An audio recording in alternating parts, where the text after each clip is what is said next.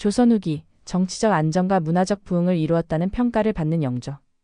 하지만 그 치세 한가운데 조선 역사상 가장 비극적인 사건이 벌어진다. 바로 그의 아들 사도세자를 뒤주에 가두어 죽인 것이다. 군주로서는 냉혹했지만 아버지로서 감당하기 힘든 선택. 사도세자는 왜 그렇게까지 무너졌고 영조는 왜 아들을 죽여야만 했을까?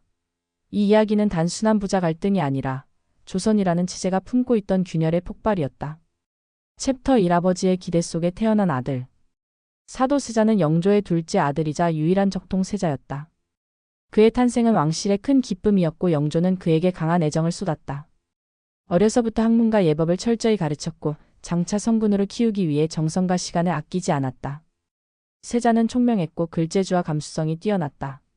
초기에는 부자 관계도 원만했고 조정에서도 세자에 대한 기대가 컸다. 그러나 그 기대는 곧 무거운 짐이 되었다.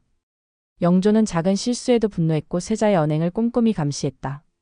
세자는 점점 압박 속에서 불안정한 모습을 보이기 시작했고 이를 본 영조는 더 많은 통제를 시도했다. 애정은 의심으로 바뀌고 기대는 억압이 되었다. 이 불균형은 시간이 지날수록 더욱 심화된다. 챕터 2 무너지는 심리 병든 왕자. 사도세자의 변화는 점진적이면서도 심각했다. 조정에서는 그가 종종 발작적 분노를 보이고 사람을 해친다는 소문이 퍼졌다. 궁녀나 환관을 직접 죽였다는 기록도 있고 광증에 가까운 상태로 묘사되기도 했다.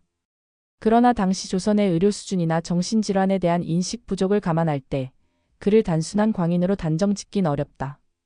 세자는 점점 홀로 고립되었고 자신을 이해해줄 사람은 점점 사라졌다. 어머니 정성왕과 세상을 떠난 후 그는 더욱 불안정해졌다. 영조는 이런 세자를 보며 실망과 분노를 동시에 느꼈고 마침내 그의 존재가 위협이 된다고 판단하게 된다. 그것은 군주의 시선이었고 아버지의 시선은 더 이상 아니었다. 챕터 3 뒤주 선택의 상징. 1762년 운명의 날이 다가왔다. 영조는 세자의 모든 패단을 열거한 후 그의 폐위를 명령한다. 그러나 조선의 법과 제도는 적자 세자를 쉽게 폐할 수 없게 되어 있었고 결국 영조는 그를 직접 처벌하는 길을 택한다. 그 방식은 뒤주에 가두는 것이었다. 먹을 것조차 주지 않은 채 밀폐된 나무 상자 속에 가둔 채 죽음을 기다리게 한 것이다. 이 사건은 조선 역사에서 단 한 번도 반복되지 않은 전무후무한 방식이었다. 사도세자는 8일간을 뒤주 속에서 버티다 숨을 거두었다. 이는 단순한 사형이 아니라 존재 자체를 부정하는 방식이었다. 영조는 눈물을 흘리며 명령을 내렸지만 그것은 군주의 눈물이었을 뿐 아버지의 후회는 남지 않았다. 챕터 4 역사에 남은 두 얼굴.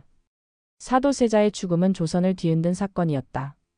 이후 정조는 아버지를 장원세자로 추존하고 사도세자의 명예회복을 위해 평생을 바쳤다.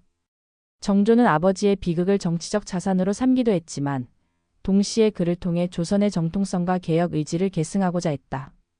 영조는 남은 생애 동안 뒤주 사건을 명확히 해명하지 않았다. 그는 조선을 위한 선택이었다고 했지만 사도세자의 비극은 사람들 마음속에 피로 얼룩진 왕권이라는 상흔을 남겼다. 두 사람의 파국은 단지 가족의 비극이 아닌 조선 정치가 감당할 수 없었던 무게를 상징한다. 인간의 감정과 정치 권력 사이의 충돌은 이처럼 잔혹할 수 있었다. 마무리. 사도세자는 불운한 시대에 태어난 비극의 세자였고 영조는 이상과 현실 사이에서 아들을 버릴 수밖에 없었던 군주였다. 그들의 선택은 조선 왕실의 어두운 이면을 드러내고 권력의 냉혹함을 증명했다. 또 다른 이야기가 궁금하다면 구독과 좋아요 부탁드립니다.